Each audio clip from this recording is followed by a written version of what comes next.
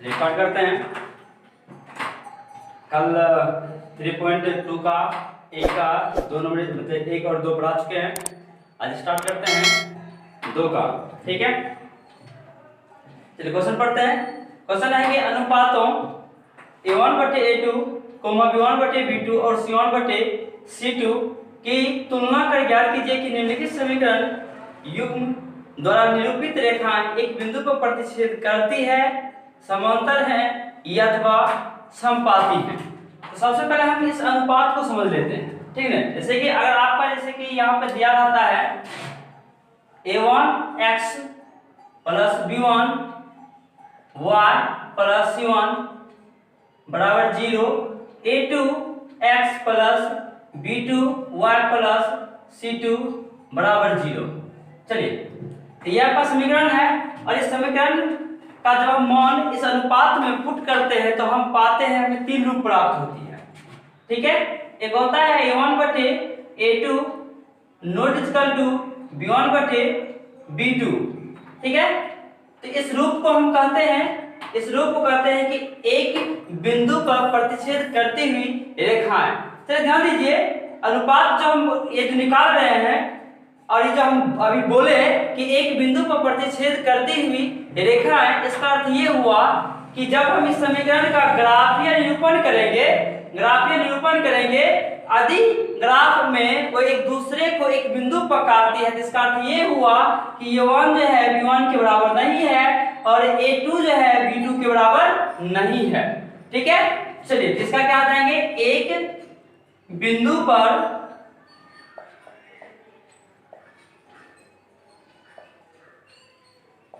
प्रतिच्छेद करती हुई रेखाएं। चलिए, इसका अर्थ क्या निकला, a1/a2 ≠ b1/b2। ठीक है, इसका मतलब हुआ कि एक बिंदु पर प्रतिच्छेद करती हुई रेखाएं। चलिए दूसरा है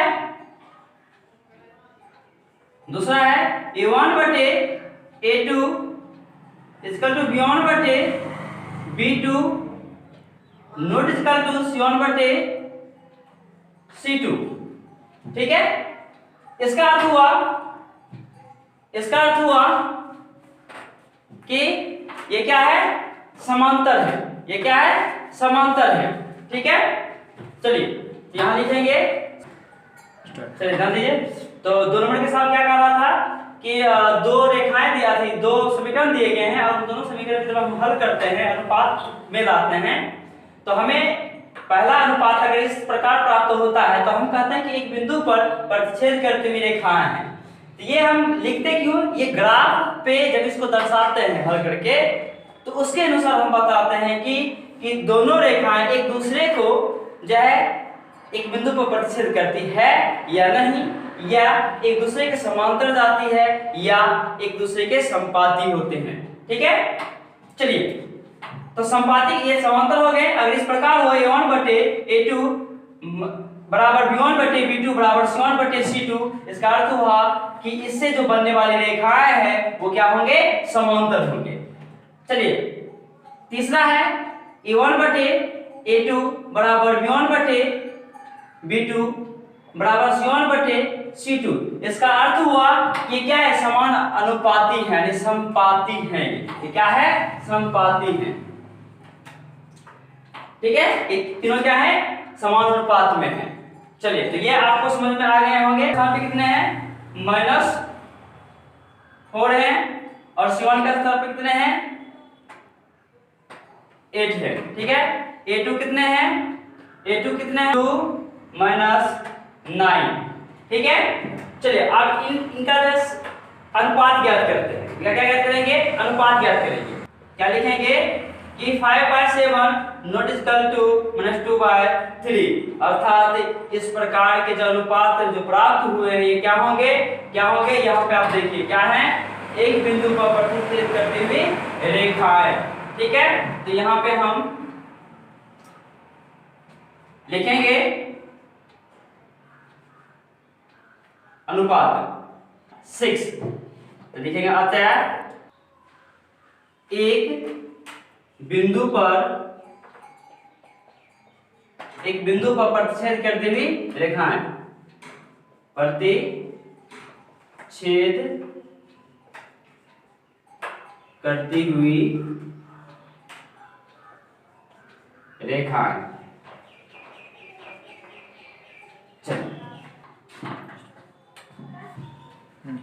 चलिए नेक्स्ट हिसाब देखते हैं। 2 का 2 देखते हैं। क्या है आपका हिसाब? 9x। ठीक है, अब हम क्या करेंगे, मान निकालेंगे, a1 b1 का मान निकालेंगे। a1 कितना है? 12। चलिए a2 18 b। ठीक है, चलिए अब हम अनुपात इसका निकालें। चलिए यहाँ पे ध्यान दीजिएगा, कट रहे हैं 1/2 आ रहे हैं, 1/2 आ रहे हैं, अर्थात यहाँ तक तो मिल गए हैं। फिर आगे भी देख लेते हैं 12/24। ठीक है, तो इससे क्या पता चल रहा है, ये सभी समान 1/2। ये क्या है? a1/a2 इसका टू b1 अर्थात समान अनुपात में है। ठीक है, यहाँ पे लिख देंगे समपाती। 9 इसका टू 0। ठीक है, अब इसका हम मान निकालते हैं a1 का। a1 का मान कितने है? 6 है। b1 कितने हैं? -3 है। c1 कितने हैं? 10 है। ठीक है, a2 कितने हैं? a2 है 2, b2 है -1, यहाँ पे नहीं कुछ है तो -1 देंगे, कोमा c2 कितने हैं? 9। ठीक है, अब इसका अनुपात निकालेंगे। चलिए इसको काटते हैं, माइनस माइनस खत्म हो जाएंगे और यहाँ 3/1 का रूल जो है दिख रहा है कि a1/a2 बराबर b1/b2 और तीसरा है नहीं है बराबर c1/c2। तो ये कौन सी इक्वेशन मानते, ये कौन सी समीकरण, सॉरी ये रेखा पर जो है क्या होंगे, ये ग्राफीय रेखा पे क्या होंगे, ये समांतर होंगे। आंसर है।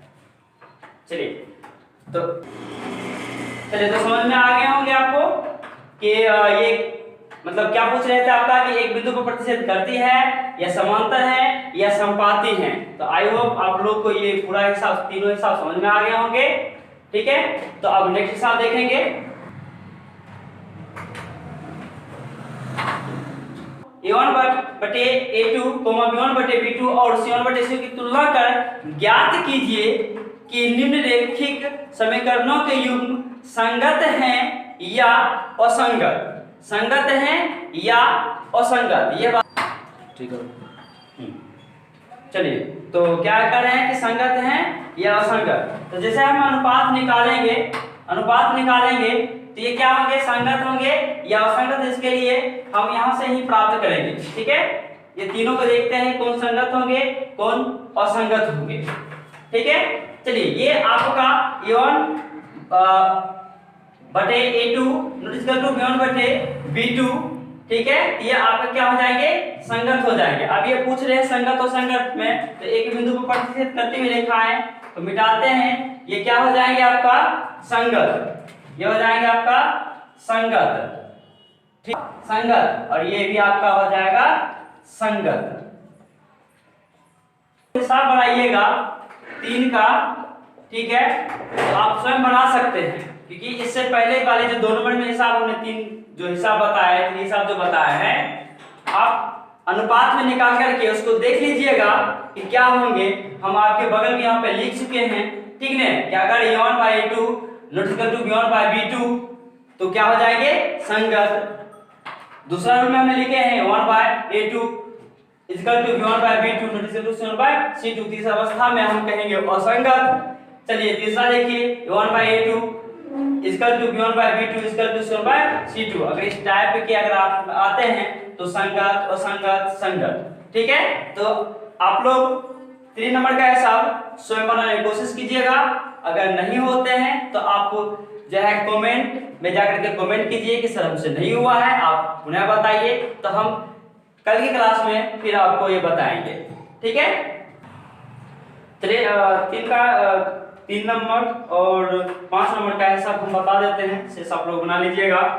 ठीक है, चलिए 3 नंबर का हिसाब देखिए क्या कह रहे हैं, 3/2x + 5/3y इक्वल टू 7, ठीक है।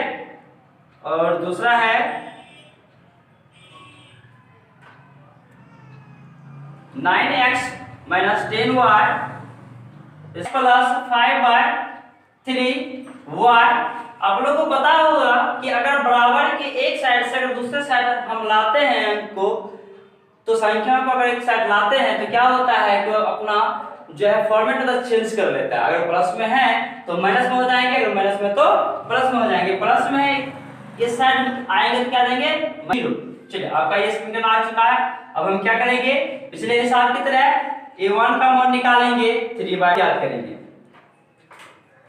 अनुपात क्या होंगे 3/2/9 इक्वल टू 5/3/-10 इक्वल टू -7/-40।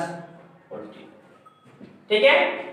चलिए अब इसका हम देखिए, जब ये भाग में है इसे गुणा में कन्वर्ट करेंगे तो क्या आ जाएंगे, अंश हर बन जाएंगे और हर अंश बन जाएंगे, तो 1/9 हो जाएंगे इक्वल टू 5/3।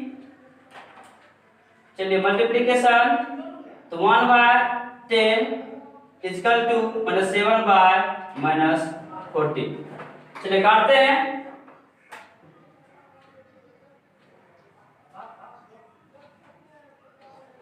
चलिए माइनस खत्म हो जाएंगे तो क्या बच गया यहाँ पे 3 दूना 6, 1/6 बराबर 3 दूना 6, 1/6 हो गया ये भी। और यहाँ पे क्या बचा बराबर 1/2। ठीक है, तो मतलब क्या है कि ये चलिए देखिए, तो ये आपका हिसाब था। तो हमने आपको बोले थे कि अगर बराबर के उस साइड कुछ अंक हैं तो उसे हम एक साइड कर लेंगे, तो हम कर लिए एक साइड, अभी कर लिए हैं। अब उसके बाद हम क्या करेंगे, a1 a2 b1 b2 c1 c2 का मान निकाल चुके हैं। अब अनुपात करेंगे, अनुपात के हम तीनों एक साथ लिख सकते हैं। पहले हिसाब में हमने 2 नंबर के पहले हिसाब में बताए थे कि आप दिमाग लगा लीजिए, पहले से देख लीजिए कि क्या ये अनुपात में हैं। अगर यहाँ तक हमने देखा कि a1/a2 b1/b2, बस ऐसे ही एक होता है ना, तो वो करके आपने देखा कि बराबर नहीं है, तो चलो भाई हम तीसरा लेने की जरूरत हम नहीं समझते हैं, ठीक है ना, छोड़ देते। लेकिन अब जो हिसाब हम बता रहे हैं इसमें क्या हम तीनों के एक साथ ले चुके हैं, ठीक है ना। जब हमने देखा, जब इसका हमने सरलीकरण किया तो हमने पाया कि 1/6 नॉट इक्वल टू -1/6 आया, मतलब 1/6 और यहाँ पर -1/6, ठीक है ना। तो अर्थात ये दोनों आपस में बराबर नहीं है, तो तीसरे की बात यहाँ पर नहीं करेंगे, हम छोड़ देते उसको। खैर ये भी बराबर नहीं है तो हम तीसरे की बात यहाँ पे नहीं करेंगे, ठीक है। तो अब हम क्या करेंगे, यहाँ पे लिखेंगे अतः a1/a2 not equal to b1/b2। तो बताइए ये आपका किससे मिल रहा है, किस रूल से मिल रहा है आपका, ये पहले वाले रूल से मिल रहा है। तो पहले वाला रूल जो है क्या कहता है, अगर इस टाइप के अगर आ जाते हैं तो उसे हम क्या बोलेंगे, संगत बोलेंगे। चलिए तो ये क्या हो गया आपका, संगत हो गया आंसर, ठीक है। आप जो है नेक्स्ट हिसाब भी बना लीजिएगा, ठीक है ना। आई होप आप लोगों को समझ में आ गया होगा। तो आप लोग भी आप जो भी हिसाब है बना लीजिएगा। लेकिन जब आप जब भी हिसाब ये मतलब वीडियो देखने के लिए बैठे, पढ़ने के लिए बैठे, तो किताब को अपने पास लेके बैठे, ठीक है, क्योंकि हम यहाँ पे हिसाब लिखते नहीं है, ठीक है, डायरेक्ट उसका सॉल्यूशन देते हैं। जैसे हमने आपका यहाँ पे 3 का 3 नंबर बताया, हमने हिसाब यहाँ पे लिखे हैं, लेकिन ऐसे भी हिसाब हमने बताया जिसका मतलब यहाँ पे हम लिखे नहीं कि हिसाब क्या कर रहे हैं, सिर्फ हमने पढ़ के सुनाया है, ठीक है। तो इसलिए किताब लेकर के बैठे तब जाकर आपको समझ में आएंगे। चलिए नेक्स्ट देखेंगे, ठीक है। 4 नंबर देखते हैं क्या कह रहे हैं, कहता है निम्नलिखित रैखिक समीकरण के युग्मों में से कौन से युग्म संगत या असंगत है, यदि संगत है तो ग्राफीय विधि से हल ज्ञात कीजिए, ठीक है। कहता है कि आप जो है ये समीकरण देख रहे हैं, यहाँ पे दिया गया है कि इसमें से हम अनुपातिक करेंगे, अगर संगत आएगा तो हम उसका ग्राफ बनाएंगे, अगर संगत नहीं आएगा तो ग्राफ नहीं बनाएंगे। तो 4 का 1 नंबर देखते हैं संगत है या नहीं, अगर संगत होंगे तो ग्राफ तैयार करेंगे, अगर संगत नहीं होंगे तो ग्राफ तैयार नहीं करेंगे। चलिए एक नंबर में कह रहे हैं x plus y equal to 5। दूसरा है x माइनस साइड है तो इसके साइड ले आएंगे, उसके बाद हम इसका मान निकालेंगे a1 b1 c1 का, ठीक है ना। तो चलिए x प्लस y इस साइड आएंगे तो माइनस में 5 equal to 0, 2x plus 2y minus 10 equal to 0, ठीक है। अब a1 निकालने का सिर्फ एक होंगे तो यहाँ पे a1 का मान क्या हो जाएंगे 1 हो जाएंगे, कोमा b1 कितने हैं 1 है, कोमा c1 कितने हैं -5, a2 1 है, सॉरी 2 है, b2 2, c2 -10। अब इसका अनुपात क्या करेंगे जिससे हमें पता चलेगा कि संगत है या असंगत है। चलिए ऐसे भी आप देख ही सकते हैं 1/2 1/2 यहाँ पे काटेंगे 5 को 10 से काटेंगे तो 1/2 यहाँ पे क्या आएगा, अर्थात ये क्या हो जाएंगे इस रूप में आ जाएंगे, a1/2 b1/b2 c1/c2 के रूप में आ जाएंगे, अर्थात ये क्या हो जाएंगे संगत हो जाएंगे। चलिए फिर भी हम अनुपात करते हैं c2, तो ये क्या हो गया संगत ना, ये आपका संगत। चलिए तो आपका हिसाब कर रहा है कि यदि संगत है तो ग्राफीय विधि से हल करें, ठीक है। तो ग्राफीय विधि से हल करने के लिए क्या करेंगे, इसे मिटाते हैं फिर उसके बाद बताते हैं ग्राफ कैसे हल करना है। ग्राफ हल करने के लिए ठीक है ना, समीकरण फर्स्ट और समीकरण सेकंड से चलेंगे और x का मान y का मान निकालेंगे। आपने पहले हिसाब दूसरे हिसाब में देख चुके हैं, एक्सरसाइज 1 में भी देख चुके हैं, इसमें भी देख चुके हैं। तो उसी अनुसार से हम x और y का मान ज्ञात करेंगे और उसका मान पुट कर देंगे हम ग्राफ जहां निरूपित करते हैं अर्थात ग्राफ को भी हम पुट कर देंगे, ठीक है। चलिए समीकरण फर्स्ट चलते हैं। समीकरण फर्स्ट क्या था आपका x plus y equal to 5, ठीक है। मैंने बोला था कि मतलब किसी एक को एक साइड रखना है, शेष को एक साइड कर देना है, ठीक है ना। किसी एक साइड को एक साइड कर देना है तो हम y को करते हैं एक साइड रखेंगे और x को उस साइड भेज देते हैं, ठीक है। तो क्या हो जाएगा 5 माइनस x। अब आपको पता है कि हम यहाँ पे x का मान रखते जाएंगे और y का मान निकलता चला जाएगा। चलिए हम x का मान मानते हैं 0 मान लेंगे तो y का मान क्या आएंगे बताइए, 5 में से x 0 जाएंगे कितने बचेंगे 5 बच जाएंगे। यदि हम मान लेते हैं 1 तो ये 4, यदि मान लेते हैं 2 तो ये क्या हो जाएंगे 3। हो गया। अब आते हैं समीकरण सेकंड। समीकरण सेकंड से समीकरण सेकंड क्या है आपका 2x plus 2y equal to 10। चलिए देखिए यहाँ पे हम कोमा ले लेते हैं तो 2 बचे क्या x plus y equal to 10। चलिए काट दीजिए तो x plus y equal to 5, अर्थात पहले समीकरण और सेकंड समीकरण एक दूसरे के बराबर है। इसका मान भी उसी प्रकार से होंगे y equal to 5 minus x, अर्थात माना कि x बराबर 0 1 2 तो इसका y भी निकलेगा 5 4 3, ठीक है। अब हम इसे क्या करेंगे ग्राफ पर रखेंगे, ठीक है।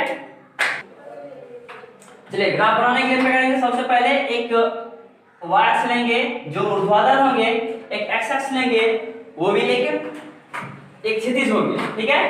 चलिए हम आपको बताए थे यदि x और y में से किसी का मान अगर माइनस में नहीं है तो फिर हमें ग्राफ को शॉर्ट कर देनी है, ठीक है। चलिए ये आपका हो गया 0, ये y, ये आपका x, ये x डैश, ये के जब हम मिलेंगे वहां डार्क बिंदु से दर्शा देंगे और मान को रख देंगे, ठीक है। चलिए अब सेकंड देखते हैं क्या है, x 1 है और y 4 है, तो एक यहाँ पे है तो ये रेखा कहाँ जाएंगे y के समांतर ऐसे जाएंगे ऊपर तक जाएंगे, ठीक है।